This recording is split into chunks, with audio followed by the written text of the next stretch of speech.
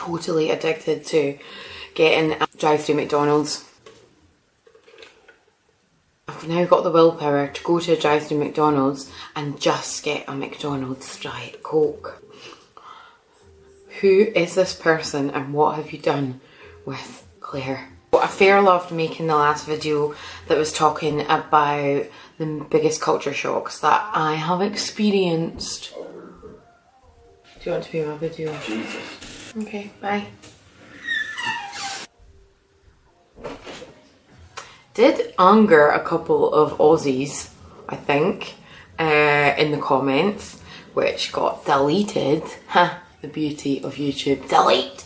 It was a tongue-in-cheek video, let's just put it out there. So the editing cocked up a little bit, and I think this is why the point did not get across. I bloody love the place. I love it. I mean, nothing's perfect. You know, I'm just pointing out a few flaws, and there's nothing to be ashamed of about that.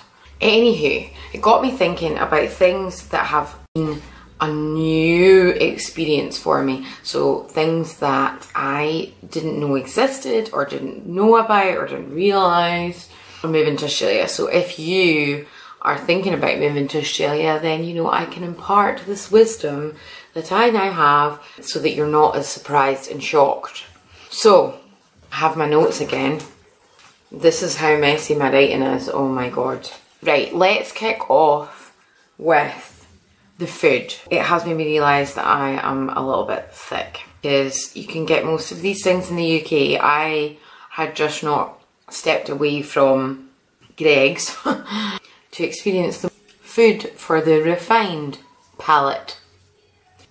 A couple of things that I have discovered of late. So, did you know that there is a type of tea that when you put it in hot water, it starts as like a ball and then it opens up and turns into a flower? Like, this has blown my mind. So I'm obsessed with these. You get ones, I think I've got one called Dragon something. Jasmine Dragon, maybe? Pretty cool. So I've went out and especially bought a see-through teapot so that I can watch it going into its magical form. And you get all sorts of flavours, so I'm quite into my tea here. Almond milk. This just shows that I'm so not a hipster, but I didn't know that you could make milk from nuts. And also that would be healthier than normal milk and soy milk and less calories. Like, that's bonkers. Aussies have a real hate for soy milk. Proper fitness freaks, I mean. Like, apparently it does something to hormones, estrogen, something, and apparently it's really bad for you. I still have the odd cheeky one because it's just so nutty and creamy. That's another one that I've just discovered. I'm pretty sure my mum used to make me drink soy milk when I was younger to help my eczema or something, and I absolutely hated it. So, full circle on that one. Sticking with the liquid theme, I didn't like Coke Zero in the UK, and I bloody love it here. And guess what they've done? Discontinued Coke Zero. Just as I've fallen in love with something, they've scrapped it. Raging. And so I've basically been going around all the supermarkets, stocking up, making Johnny buy like all the Coke Zero. And my new favourite thing is to have a can of Coke Zero with a straw. And that's better for your teeth. And that's inspired by my friends at work who all do it. It's very cool. My new favourite thing, it was sushi, which obviously I knew what sushi was. I wasn't that uncultured. However, there is a new kid on the block, and that is the cold roll. Did not have a bloody clue what a cold roll was.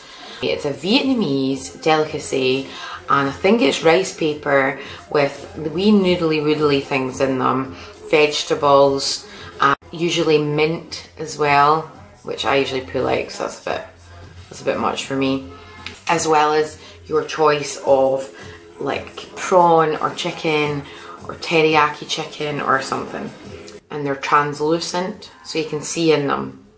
Oh, so good and healthy. Bonus! Didn't know that the flat white came from Australia. And I'll just put a disclaimer here. apologies to anyone from New Zealand, because apparently it's a bit of disparity around where it came from, but I did not know where the flat white came from. But I think it might be Australia, because they make a mean flat white. Best I've ever had, especially with that almond milk in it. And then they have a whole range of foods that are like Aussie specific. There's something called a Leamington cake, which isn't lemon, raspberry coconut slicey thing, but in a cake. Weird. They also have this ice cream. I think it's ice cream and honeycomb bits and chocolate, and it's called Golden Gay Time. I can just imagine like a big burly bogan guy going in to the corner shop and asking for one of those. I'll have a golden gay time, mate. That's the worst accent. They've actually just apparently recently merged Golden Gay Time with a cornetto and called it the Golden Gay Netto. Golden Gay Netto. Okay. If that was in support of the vote that's going on at the moment to support gay marriage, then that would be an awesome thing. Maybe that's what that company should do. And then the one thing that's like blowing my freaking mind, and I've talked about it quite a lot to quite a lot of people, cold, fizzy, red wine, aka sparkling Shiraz. Sparkling Shiraz is a wonder, and it is a delight in my life. It's like nothing I've ever tasted. You get really bad ones of like the Lambrini version of red wine. Then you get delicious ones. There's one called the Black Queen by Peter Lehman, and oh, it's so delicious. So yeah, bit obsessed about that. Apparently Aussies have it here in the winter, and they also have it sometimes with bacon and eggs. And I'm gonna have it on Christmas morning as my new tradition, but it gives you a bit of a stinking hangover, so just go canny on how much you knock back. Right, so that is the food situation kind of covered. Then we'll maybe let's talk about travel. I didn't really know much about some of the places in Australia, but Tasmania is really highly regarded, and it's also meant to be quite like Scotland. Who knew? So I did a bit of digging, looking on the internet, you know, stalking Google Maps, and it is. It's quite hilly, it's quite mountainous, it's quite beautiful, loads to do, lots of outdoor stuff to do. I think it's kind of like a hybrid between New Zealand and Scotland. It's on the to-do list. However, first thing we're doing, we have paradise on our doorstep basically. Well, doorstep for Australia. So Bali is only 5 hours away, and Bali to Aussies is like Tenerife to us. Who knew? Whereas here it's just like hopping over to Bali. For us in the UK, Bali's like a pure destination honeymoon, like ooh, luxury, exotic and high end. So that's what we're doing. We're hopping over to Bali next year, February, for our 3-year anniversary, and we're just going for 5 nights because my leave situation is not good. Which brings me on to my next realisation. In the UK, in any company I've worked, I've been given my holiday allocation, and then I can use it as I want. And obviously you don't want to take like 4 weeks in the first freaking month of starting. Here, you accrue leave. So you accrue leave, so I have to build it up. And then every time I take it, my balance depletes. It's really depressing. And the other thing you do is accrue sick leave as well. So again, not a thing in the UK. Because you accrue it, people think that it's an allowance that they can take. And so they say things like, oh, it's okay, I've got loads of sick leave. Like, I might just use some of it next week. And I'm like, seriously? Okay. So it doesn't really work, I don't think, culturally for organisations. But anyway, I will not be doing that. Ovs. I think I knew about Aussie football. Like, I think I knew that they call football soccer, So they've claimed football for their own game, which is called Aussie Rules Football, and it's huge here, like rugby in Scotland or football, soccer team. You're not very cool.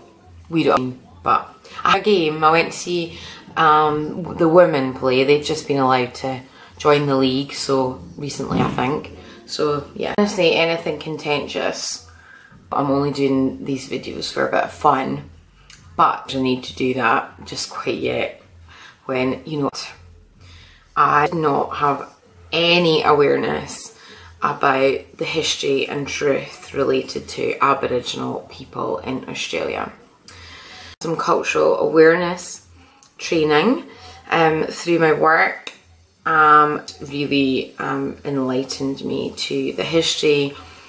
It's some of the myths, I think, that I hatched in my head, and the stereotypes that existed just because of the way that the Aboriginal culture is presented in the media and in films and in books and adverts, and just in the way that sometimes people speak. So, as I said, I'm not going to make this political or say anything that could offend, because I am still fairly ignorant, and I'm doing my best to up knowledge in this area particularly, because it was pretty frightening, to be honest, and had me bawling my eyes out in the middle of a training session. So yeah, really fundamental things wrong in history that we do not know around the other side of the world.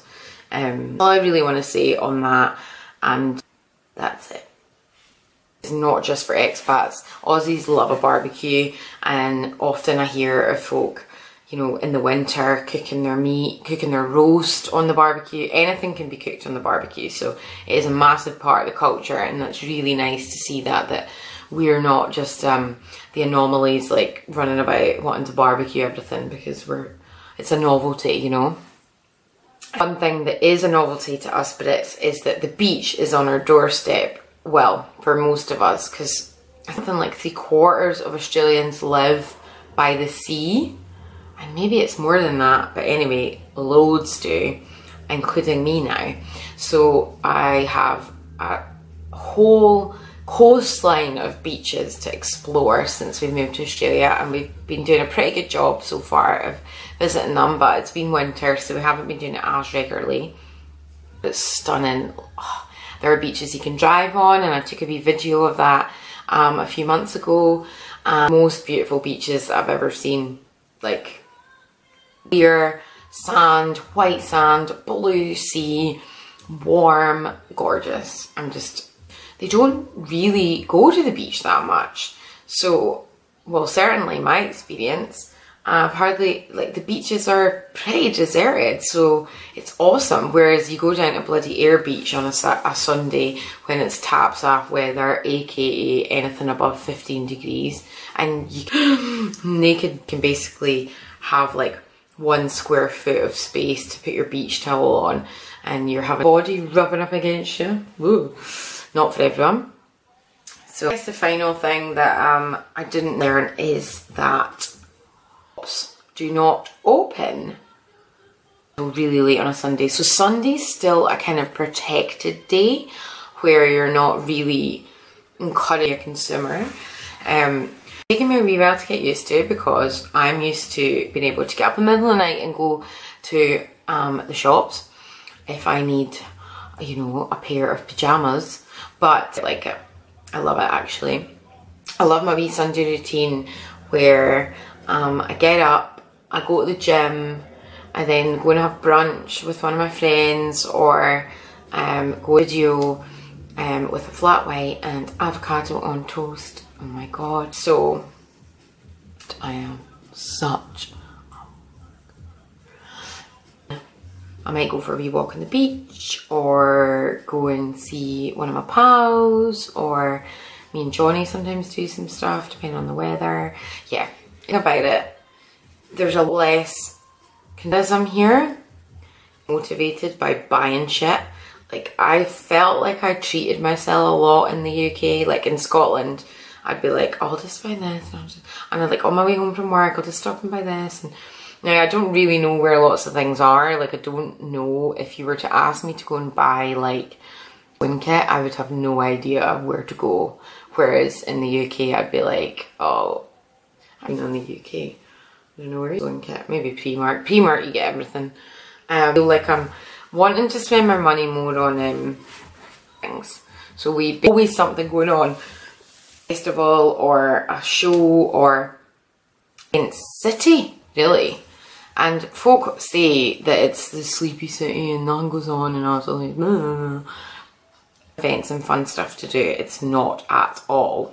So that's because I've been mighty homesick, and I'm going to do a video that shows the journey of an expat when they move country, and it starts off like honeymoon period and then the homesickness kicks in and it dips like right to the bottom of level of hell, and up, and it'll all be okay in 1 to 2 years. Yeah. So yeah, having a bit of a moment. However, I'm loving it here. I'm loving it here. My bloody friends, they were just too good. Too good, and I'm missing them heaps. So damn you, friends, being so wonderful. I need some Skypes. I just need some Skypes. But I would like to do a post on homesickness.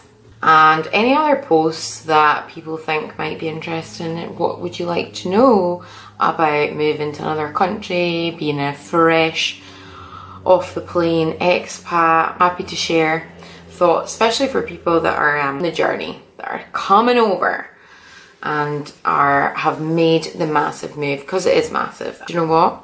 Pretty proud that we took the plunge, because sometimes you can dream and dream and dream and dream and have ambition, but ambition it can only be realised when you do something about it.